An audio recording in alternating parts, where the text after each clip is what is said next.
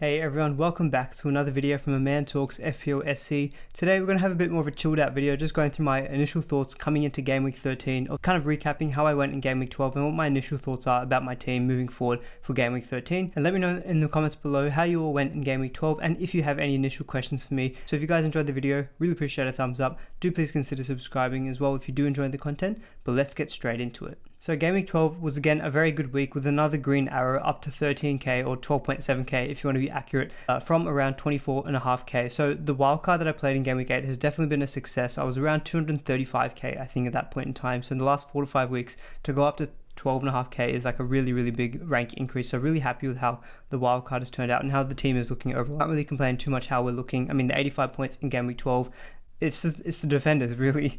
These attacking wing backs are just providing such a good source of points, both with clean sheets and also their attacking upside. So obviously, just quickly touching on Ramsdale to start with, he only got the 1 pointer. To be honest, was not expecting much against Liverpool, the best attack in the league. I just wanted to avoid that mistake I made a couple of weeks back where I played Foster over Ramsdale and he had that epic performance against Leicester. I was hoping for some save points, which he did get, but obviously conceding 4 goals against Liverpool. Honestly, Arsenal played decently well in the first half and he did make some good saves, but obviously Liverpool were just too much to handle in the second half. They came out guns blazing, so only the 1 pointer, and we'll get onto my bench in a little bit. Foster did get 5 points, he got the assist, but that matchup against United, obviously I wasn't expecting any difference between the two of them, so I can't really be too upset about the decision to play Ramsdale. But as we touched on earlier, the defenders is where we're getting all the points. I mean, Trent with 15 points getting the 2 assists and the clean sheet.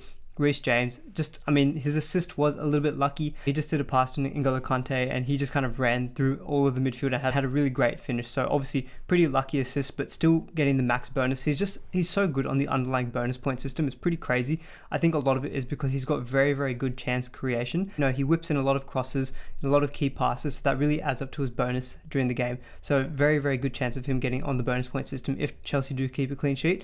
And if he gets any kind of attacking return, it just seems like a lock that he's going to get the full 3 bonus points. So pretty happy, obviously, with Reece James. He's now gone up to 6 million, bought him at 5.5 on the wild card. That was a pretty lucky choice, I would say, but it has paid off immensely, so I'm very happy with that. And also Chilwell, his partner in crime, the 9 pointer here, also getting assist for Antonio Rudiger's header chance from that set piece. So the fact that he's on corners really helps, you know, getting those potential assists. He was also playing really far forward in the field. If anyone didn't see or catch the highlights, I would highly recommend looking at maybe like a heat map or like an average position map of Chilwell in this particular game. He was so far forward.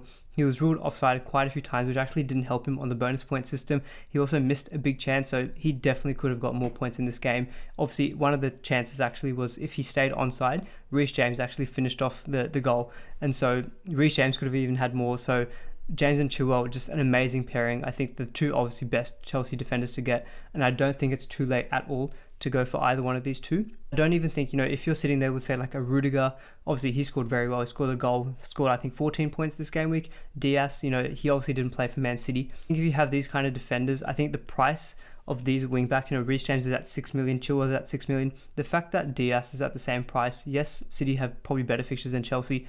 I, in my opinion, don't think it's really that sideways of a move. And to be perfectly honest, I think it's a big upgrade. The only thing I'd say is that if you have other fires you want to put out in your team, I'd probably recommend doing those first. But if you've got the ability to, you know, make those kind of luxury changes, I highly recommend going into one of these Chelsea wingbacks or even into like a Cancelo, who he himself scored 12 points again as well, getting the assist, the max bonus, outrageous assist as well outside of the foot. Highly recommend getting these attacking fullbacks because I don't think we're going to see them this cheap next season.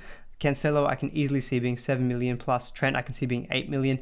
Reece James and Chilwell I can very easily see be 6.5, 7 million as well if they keep it up at this pace. So I think really have exceptional value with the 4 of these, and I think just go for them if you can. Midfield, we did bring in Diogo Jota this game week for Mason Mount, which obviously was a good move on paper. Mason Mount didn't look that threatening, only played around 60 minutes, but Jota looked very good. He did score his goal. It was given to him quite fortuitously by Tavares, but Jota also had 2 really big chances as well, so he also could have walked away with a much bigger points haul. So 8 points, obviously very happy with that, the fact that he returned in the first week that I got him. He did pick up a bit of a knock, although he did play for like 10-15 minutes after he actually picked up that knock. He had a bit of a collision with Ramsdale and it seemed like he was okay, and so I'm hoping that he's going to be fit for the weekend. There's going to be midweek fixtures with Champions League this game week as well. If he gets a rest for that, obviously that'll be good, and we'll get some update in the press conferences. So I didn't really want to put out a proper team selection because there's going to be so many things I'm waiting on information wise, so that's why I didn't want to, you know, lock in transfers. Given my initial thoughts coming into game week 13, Embuemo, I didn't actually play. I had Rafinha in place, but Rafinha obviously missed out with an illness. Again, need to find an update on him, hence why I'm not looking to lock in any potential transfers in this video, just kind of go through my general thoughts. But again, hit the post, it's the 7th time he's hit the post, ruled offside for a Tony goal. It just seems like that pairing of Tony and Embuemo like to dodge points as best as they can. Tony did score, thankfully, against Newcastle, so nice to see that he got some kind of attacking return there, getting the 6 points. Mo Salah captaincy, I mean, he was a bit quiet in the first half, but as I said previously, Liverpool in that second half looked absolutely amazing. He did score a pretty easy tap-in goal, but he could have got 2 assists for Diogo Jota, so he could have walked away with a lot more points. So pretty happy that I did go with the captaincy on Salah. And for the next 5 game weeks, I think Liverpool have got a run where that includes, Southampton, Villa, Newcastle, Wolves. I think they've just got a great 5 games ahead, so I don't really see myself deviating too much from the captaincy on Salah, just because Liverpool are looking so attacking. In the forwards, we did bring in Harry Kane this particular game week for Jamie Vardy. He was getting into some good positions, still didn't look at his best. Same actually can be said for Heung-min Son. Obviously, I tried to play the fixtures, go early on it with Leeds. Obviously, without Rodrigo and Rafinha, I thought there would be some opportunity for Spurs. They did look much better in the second half.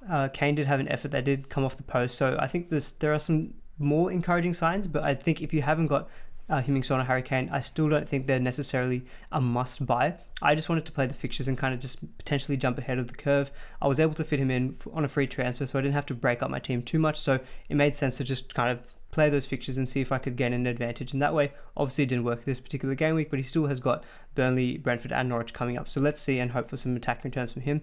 Antonio, another blank. In West Ham in general, did not look very good against Wolves, looking back at the highlights. So Antonio is definitely someone I'm thinking a little bit more seriously about, potentially selling, because I think there's a lot of good options in midfield. And I think with Manchester City, Chelsea and Brighton in his next 3, there potentially could be scope to get rid of him. Obviously, I've mentioned previously reasons why I don't want to get rid of him. But thinking about what I could do with the rest of the team, by selling Antonio, the prospects are looking good. I'll go through that in a little bit later in the video. So he's definitely someone I think I could potentially sell, but haven't locked in anything yet. My initial thought when I looked at my team was actually to just roll the free transfer. And so I kind of don't want to forget about that too much, but I will explore opportunities to see what I can do with the team moving forward. But as I mentioned, a really good game week, 85 points, 13k overall rank. At this stage of the season, I'm really happy with that. I wasn't ranked this high last season, and you can see I had an amazing 2020-21 season. So I think we're in a good position, but I don't want to get too ahead of myself, because anything can change in this game. It changes so quickly, but really happy with how the team is looking for the moment. Just a quick look at the bench as well. So as I mentioned, Ben Foster did get the assist and the 5 pointer there. Obviously, we could have got an extra 4 points, but I can't predict the future, so I wouldn't have seen that coming. Livramento, who I didn't play, to be honest, I was low-key happy that Norwich did score, because I didn't want to see another clean sheet on my bench, and especially his effective ownership was actually very high in that top 10k. So happy enough that Livramento didn't actually get some useful points on the bench there. Rafinha, as I mentioned, was out with an illness. I have to kind of see what prognosis that is. Apparently it's not COVID, so my initial thought is that he probably will be fit to play on the weekend against Brighton. And so again, we'll just have to wait for some updated news on that. So what I'll do now, though, I'll just go into the main Fantasy Premier League page and just kind of show you what my initial transfer thoughts are moving forward. So this is how my team is currently looking for Game Week 13. As you can see, I don't think there's too many issues here. I think the main issue is we've got Antonio coming up against Man City. I don't really see any attacking returns there. Originally I would have said that, the Chelsea defenders have got a tough matchup in terms of Manchester United at home, but we're seeing the issues that they're having. So honestly, there's no way that I'm dropping them for this game against Manchester United. I definitely think that clean sheet is on the cards, and obviously in any of these two can get attacking returns at any point. Cancelo also against West Ham isn't the best fixture, but City's defense is very strong, so I do think that there is potential for a clean sheet. It's kind of an odd one. I didn't mention it previously talking about the wing backs, but when you think about these attacking fullbacks now, I think originally with defenders, I always try to normally think about, can they get me a clean sheet first? Then the attacking points are a bit of a bonus. Now I see it as, can they get me some attacking returns? And a clean sheet is a bonus. It's completely shifted my thinking in terms of how attacking these guys are. I honestly expect a goal or assist from them every week. If they happen to get a clean sheet as well, that's just an added bonus. It's pretty crazy seeing how the season's developing. So I do obviously recommend, I think, going with big at the back. It seems like the trend for the time being. Obviously things can change very quickly, but I think for now these guys are just offering that good of a value. Anyway, bit of a tangent there, but again, looking at the team, a couple of flags with Jota and Rafinha, so we'll just have to see how that develops. On the bench there, I could potentially, drop Antonio and instead play like maybe Embuemo, but I might not want to have that double up with Brentford up against Everton at home, but that is a decent fixture. But in terms of the team, in terms of players that I'm potentially looking to take out, defense is fine. Salah, Rafinha, I think I'm okay with for now, but if Rafinha is ruled out for a lot longer, then I probably would move him out, because come game week 16, I probably would. Tony and Embuemo, I think, are definitely people I'm happy to sell. Kane probably should sell maybe if he continues this form, but I think I'm going to be holding him up until game week 16 because I want to target those nice fixtures. So I've just switched over now to the transfers page. As I mentioned, I don't think the team necessarily needs a transfer for this particular game week, and I think rolling the free transfer and going with 2 for next week could be very helpful, because just having the 2 free transfers as we're kind of getting into this busy period, I think could be very beneficial. And just overall, in terms of the team, I understand it's quite template. If you actually check on live FPL, my team's got an 87% template rating, which is very, very template, because there's just a lot of players in there who are very highly owned by, the Twitter community, or the very engaged managers. Those defenders are very template. Salah, Rafinha, Jota is becoming a bit of a template. Kane, Antonio, Tony are all very highly owned players. So I don't necessarily have to be different for different sake, but I do potentially see an opportunity where, the team's pretty well set up. If Jota and Rafinha are fit, I think I have that flexibility to try to chase maybe 1 or 2 kind of lower owned players to maybe just boost me up the rankings just a little bit. But I don't think that's too much of a risk because I've got a lot of highly owned players. Just taking a chance on maybe 1 or 2 players, I don't think is too bad of a move. So the one player in midfield who I probably do really want is maybe like Phil Foden. Although he has blanked the last few game weeks, he has been playing a little bit out wider. And so I'm not necessarily as hot on Foden as I was previously. One player I actually do like though is Bernardo Silva and also Gundogan from Man City. So I just wanted to bring up their fixtures moving forward. I think getting a Man City attacker is a great differentiator because obviously Phil Foden's quite highly owned, but I think guys like Bernardo Silva and Gundogan are very, very low owned, and I think they have that potential to tick along very nicely in this busy period because they are a little bit more nailed on. I'd say Bernardo Silva is one of the most nailed on players for Man City. Gundogan a little bit more so because we found out that Kevin De Bruyne has actually got COVID-19, so he's going to be out for probably the next 10 or so days. But just taking a look at those fixtures, I think from game week 14 onwards, I think I definitely want to add a second City player to my team. And so, Aston Villa, Watford, Wolves, Leeds, it's Newcastle. It's just a great run for City during this busy period. And I think getting a nailed on attacker in that period of time, obviously no one is necessarily nailed on for Man City. There's always going to be some kind of roulette. But I think having a decent bench, which I think I have in terms of not necessarily the strongest bench, but I've got guys like Brownhill, Livramento who are all playing. I've considered potentially taking money out of the forward line. As I've mentioned in previous videos, I think we're not seeing that much value in the forwards.